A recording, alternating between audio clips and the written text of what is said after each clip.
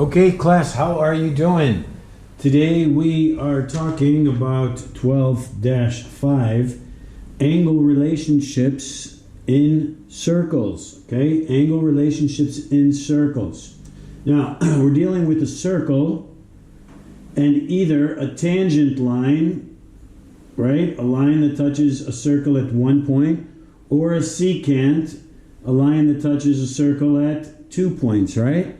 So we're going to be dealing with secants and tangent lines in a circle. Okay, and what the intercepts or intersections at these said points between a secant or a tangent and a circle, and how we define the arc degrees and so forth, right?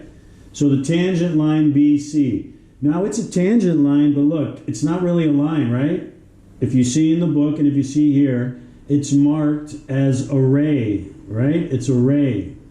And BA is a secant line, but really in this situation, it is a ray, okay? But it doesn't matter, it can continue through if it's a line, but it's irrelevant to the lesson because we're concerned with this angle and we're concerned with this arc, okay? So, the measure of angle ABC, ABC, that's this angle right here, ABC is equal to half the length of measure of arc AB. Whatever this degree of this arc is, this angle that intersects this arc is half. Okay, so let's look at example 1a. The measure, here's our diagram. We have point A, B, C, and D. We've got a chord. We've got a secant ray. We've got a tangent ray, CD, right? Okay, they tell us that this arc BC is 142 degrees. And they tell us that angle ACD is a right angle by that mark, right? Okay, so here's what we're looking for, BCD, angle BCD. Well, we know that angle BCD is going to be half of arc BC. Okay? Angle BCD should be, so here's what we're going to do. So BC, angle BCD, half of arc BC. BC is 42, so the measure of angle BCD is equal to 1/2 of 142 degrees, which is BC. 142. Half of 142 is 71. So that's the answer, 71 degrees. Okay, that's the measure of BCD, this guy right here. Okay? BCD, that is this angle right there. That's what we just found to be 71 degrees. Well, if ACD is 90 degrees and BCD is 71 degrees, well then we know that angle ACB must be 90 minus 71 because they're complementary, right? So angle ACB must be 19, but they're not asking for that, so it doesn't matter. But they are asking for what is the measure of arc A, example 1b. What is the measure of arc ABC? What is the measure of this arc? Well, look, if ACD is 90 degrees and ACD intersects the arc from here, we're not talking about B. Forget about B now. That was only for question 1A. 1B is saying what is the measure of this arc right here. They want to know what is this arc, A, B, C. Well, if ACD is 90 degrees and that opens to make this arc, it has to be twice as much as the angle, so it has to be 180. Measure of ABC, ACD is equal to 1/2, right? Same from the theorem, is equal to half of the measure of the arc that it makes, ABC in this case. So I substitute what I know. I know that the angle ACD is 90 degrees because of that 90 degree mark. So 90 equals 1/2 the measure of ABC. We multiply both sides by 2. That 2 cancels that 2 out. So the measure of arc AB is equal to 2 times 90, which is 180. Okay? That's it. The angle is half the measure of its intercepted arc. Okay? Now, let's look at theorem 12.52 at the top of page 831. Now we have two chords that are crossing. Okay? Well, all it's saying is this angle AEB, which must also mean angle CED, because these angles are vertical angles, and by vertical angle theorem, they have to be congruent. But they're asking about angle 1, right? They're saying angle 1, or we can say this angle, it's the same thing, is equal to this arc and this arc. You add the degree of this arc and this arc, add them together, divide by 2, because there's 2 that we're adding, and that will be the measure of the angle that's inside, okay? So the measure of angle 1 is equal to half of the quantity of the measure of angle A, arc A, plus C. This guy plus this guy divided by 2 is the measure of this angle. Okay? So example 2, the measure of angle SQR. SQR, they want to find this guy. Okay? What is SQR, this angle? Well, according to this theorem, this guy plus this guy, the arcs, times a half, or divided by 2, will give you the angle. Okay? So the measure of SQR is equal to 1/2 PT's arc and SR's arc. Substitute PT for 32, substitute SR for 100. 32 and 100 is 132, half of that is 66, and we're done. That's it. Remember, we've got 1 thing, 2 things, 3 things. As long as we know 2 of them, we can solve for the third. As long as we know 2 of them, we can solve for the third. As long as we know 2 of them, we can solve for the third. Okay? Just following your algorithms of how to solve problems, substituting, and so forth. That's why algorithms are so important, you know? That's why I put that much more emphasis on your algorithm than I do on the answer. Because that's what's most critical. If you can follow a thorough, clear algorithm, then you're bound to inevitably, as long as you're checking your algorithm, to get the answer right most of the time. Okay, most of the time. Math is hard, so obviously. Right? So now we are looking at theorem 12.5.3. Okay? 12.5.3 is on the top of page 832.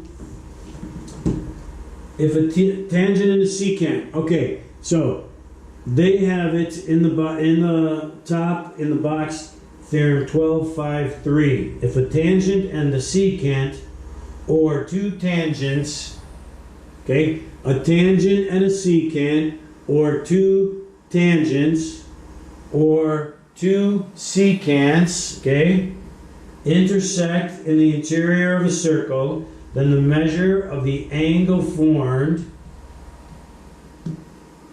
is half the difference of the measures of its intercepted arc. Okay? This angle is going to be the difference between the bigger arc and the smaller arc, and divide by 2. AD is the bigger arc, BD is the smaller arc. You want the difference, right? Okay, same thing here. You've got the bigger arc minus the smaller arc, divide by 2, and there's your answer of the angle. Okay, over here, the bigger arc minus the smaller arc, divide that answer by 2, and you got this angle, right? We're talking about this angle here. 3 is this angle. 2 is this angle. One is this angle. Okay, that's what we're talking about. Angle 3, angle 3. Angle 2, angle 2. Okay? Angle 2. I know I should be using the red here, right? Because we're always doing this with red. Right? So 1, 2, and 3 are these angles. Okay, just this arc and this arc. What's the difference between the two? Subtract, divide by 2, and that's the angle. The bigger arc minus the smaller arc, divide by 2, and that's the angle. The bigger arc minus the smaller arc, divide by 2, and that's the angle. That's it. So let's look at example 3a. We've got our circle. We've got, what is this? A tangent or a secant? It's a secant, right? It touches at 2 points. This is a tangent. It touches the circle. This tangent line touches the circle at 1 point. Secant and a tangent. Which one of it is secant and tangent? It's the first one. Secant, tangent. Okay? So we'll be using the first one. Not that it really matters. It's all the same, right? So 174 minus 98 divided by 2 is this angle.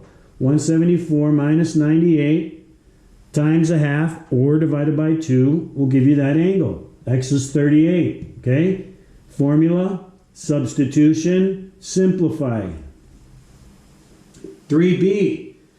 Well, I got a tangent and a tangent, right? It only tangent line touches at 1 point. Tangent line touches at 1 point.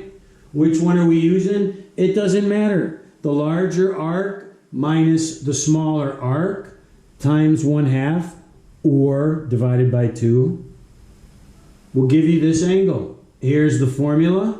Substitute the bigger arc. How do we know this is 228, right? Or they didn't give us this, did they? Well, look. If they gave us EG, if EG is 132, well, what's left? The rest of it, right? This is what's left over in the circle. Well, a whole circle is 360. If this is 132, well, then this must be 360 minus 132 will give me this guy. That's 228. That's how they got that.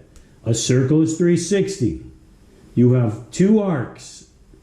If one of them is 132, the remainder has to be 360 minus 132, which is 228. So the bigger arc is 228 minus 132 times a half equals 48 degrees. So this guy is 48 degrees. Okay? Example 4 is just doing the same thing, except it's a real life application, right? Obviously our eyes and our sight's important. People have glasses. Another example of mathematics in real life application.